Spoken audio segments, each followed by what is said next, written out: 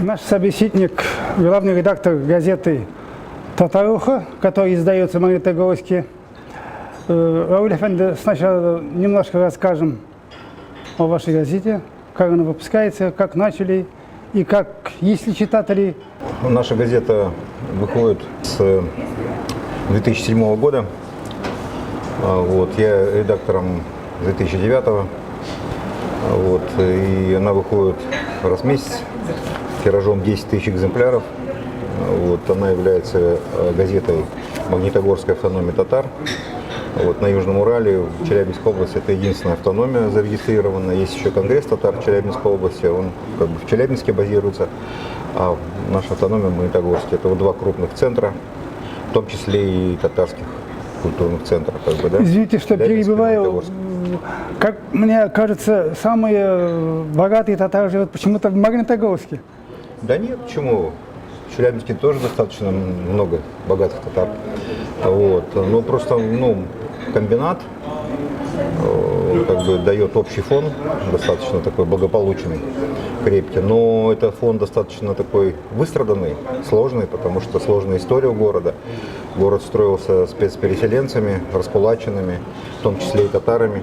Татар было очень много из Татарстана, из Татарской АССР. С 29 по 35 год было сослано до, по разным данным, 1030 точно было татар, это целый район, можно сказать.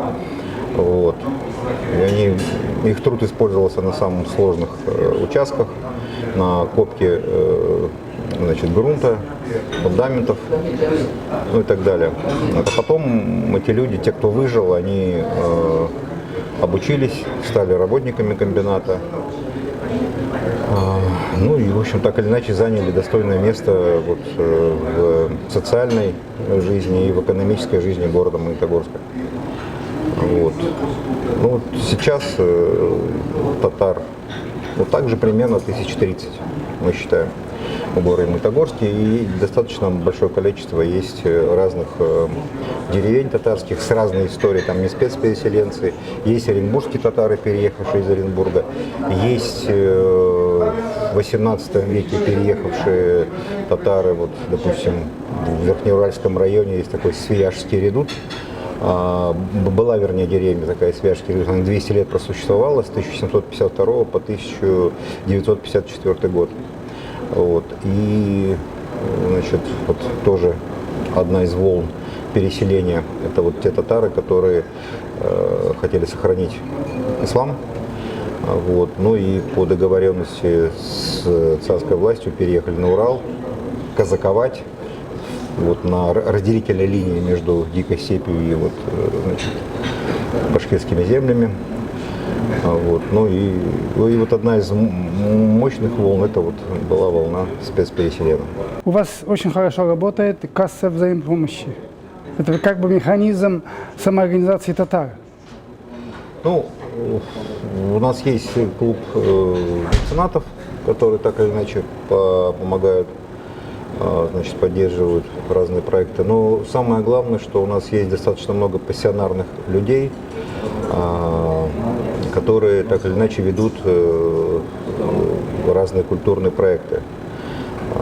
Допустим, Салават Харисович Ахмедзянов, он научный руководитель Магнитогорского филиала Института истории Марджани, автор нескольких работ по истории освоения Магнитогорска и спецпереселения. Есть Сария Сайматовна Малюкова, заслуженный деятель искусств Республики Татарстан, преподаватель по вокалу, и она ведет несколько коллективов. Она режиссер-постановщик спектакля по сказкам Тукая, который был поставлен на грант Министерства культуры Республики Татарстан в 2015 году.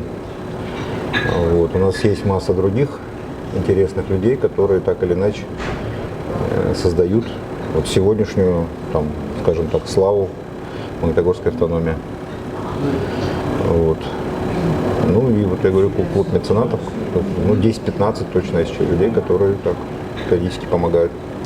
Но у нас и основа такая, потому что ведь когда во время спецпереселения, те же раскулачены, это же были не самые плохие представители крестьянства.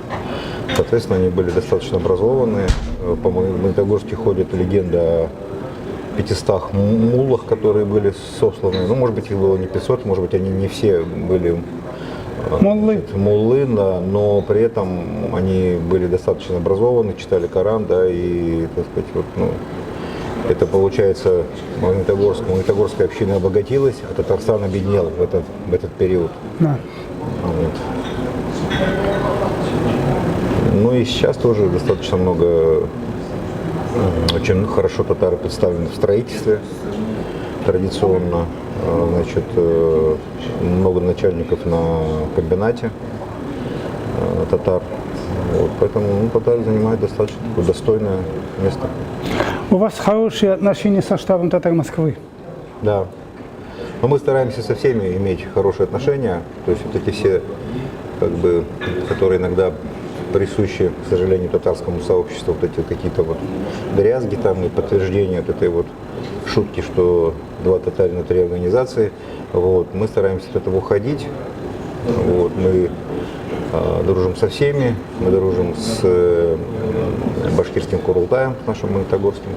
В Доме дружбы народов города Магнитогорск, это такое очень представительное, хорошее учреждение с хорошим зданием, которым был передан бывший дворец культуры строителей, такой сталинский ампир, там колонны, это все, был сделан хороший ремонт. Это два самых сильных отдела, отдел татарской культуры, отдел башкирской культуры. А штаб татар Москвы тоже занимает очень важную часть в нашей жизни, в нашем миропонимании, скажем так, татарского мира. И, конечно, и персона Рустема Фаизовича Малеева тоже много значит. Известна его, так сказать, щедрость хлебосольства и, так сказать, это концептуальный подход, работа по секциям, да, по клубам, клуб офицеров, клуб медиков, клуб учителей, клуб артистов и так далее, молодежи.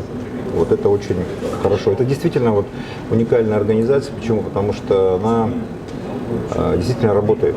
Очень часто мы в Казани приходится наблюдать из года в год, когда приезжают, допустим, представители из разных городов. Я не могу сказать конкретно, но в общем иногда такое ощущение, что одни и те же люди приезжают много-много лет. Такое ощущение, что они приезжают, они представляют сами себя тут. Да? Ведь по большому счету за каждым руководителем должен стоять актив, а за активом должна стоять община, большая община. Этой связи, то есть, может быть, есть связь руководитель-актив, а актив-община в большом представлении. Значит, наверное, практически нигде такого нет, чтобы, условно говоря, организация на 100% представляла, значит, тот срез, допустим, татар, живущих в данном регионе. К сожалению, потому что просто многим людям, которые живут простой жизнью, может быть, им не нужна этот культурный такой фонд, потому что, очень часто даже у нас в Магнитогорске, к сожалению, бывает так, что порой приходится отменять концерты очень известных людей. Просто потому что, может быть, потому что не сработала хорошо реклама, может, потому что просто действительно уже поколение уходит, а молодежь интересует другое. Кстати, вчера в программе, значит, который подготовил Конгресс татар для нас уже такой в новом формате, да, какие-то КВНщики были представлены, еще какие-то новые формы. Может быть, это тоже сработает на будущее. И штаб татар, он действительно та площадка, где реально проходят десятки, сотни людей. За один вечер может собраться больше 100 человек. Я достаточно часто там бывал, и как минимум 50% людей всегда новые. Причем штаб выполняет не только консолидирующую функцию для, собственно, татарского народа, но и пропагандирующую, так сказать, роль играет татарской культуры и так далее, потому что там же много представителей других национальностей бывает. А это очень важно, так сказать, влиять и образовывать окружающую нашу действительность. И такой вопрос, как журналист-журналисту. Сейчас такие времена, как газета выживает. Я думал, вы спросите, как журналист, ты писать умеешь? Нет, нет. Художник, ты рисовать умеешь? Нет. Ну, во-первых, я говорю, что у нас есть там спонсоры, которые так иначе помогают, и потом очень помогает и, главное, дисциплинирует договор Статмедиа. Вот, и вот то, что мы выпускаем Без врага.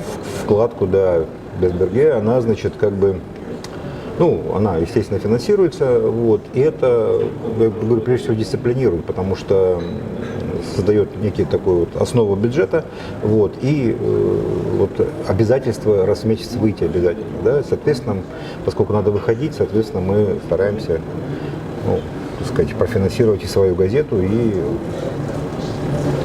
таким образом, вот, и в том числе это дает и татарский контент, поскольку, к сожалению, вот то, что за Уралом, я не знаю, в Поволжье, может быть, ситуация немножко получше, благодаря там ульяновским, там, нижегородским татарам, а у нас вот, в городах идет очень большая потеря языка. Вот. В деревнях и в районах, вот, типа Аргаяш, Кунашак, там еще как бы язык сохраняется, вот, а в городах он уходит. Поэтому вот этот контент, он очень важен, вот, и делает газету полноценно татарской.